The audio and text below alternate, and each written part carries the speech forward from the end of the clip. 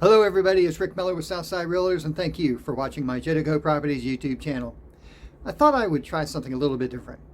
Instead of providing information on buying and selling real estate, I thought you might find it interesting to see the real process of flipping a house. Each project is very different and much different from what you see on TV.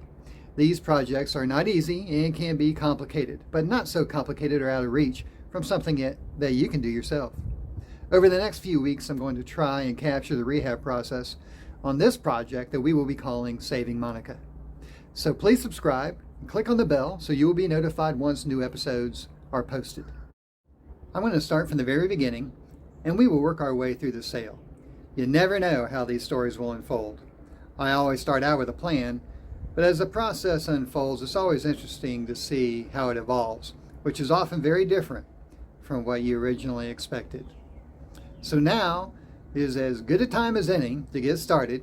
So let's go see what Monica looks like and what we need to do to save her and create a marketable product that some family might enjoy and be proud of. Let's start by looking at the neighborhood. These homes were built in the late 1960s. They're still very nice homes and very well maintained. And coming up is your first look at Monica. Monica is 4-size brick with a carport. She sits on a 1/4-acre lot with a fenced-in backyard. The roof was last replaced in 2010.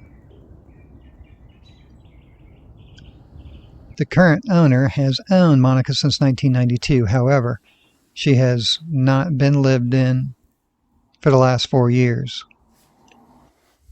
Monica is a 3-bedroom, 1.5 bath. As you can see, the bath is quite dated, along with the rest of the house. This would be considered the master, second bedroom, and then the first bedroom. First, going through any home, it's important to try and identify as many problems that require repair as possible. But still, it's all a risk, and until you really get in there and start opening things up, you really don't know exactly what the problems are or the extent of those problems. For example, what I was not able to take photos of was the standing water in the crawl space or the totally collapsed plumbing system, and there was enough signs of mold in the home that I thought it was important to have the property evaluated. You might be wondering, how do you determine whether it's all worth it?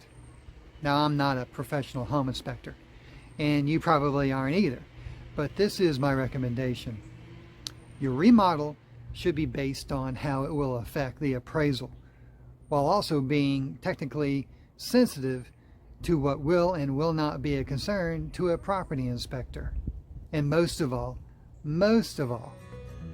be realistic about your market value. This is Rick Miller. Let me hear from you.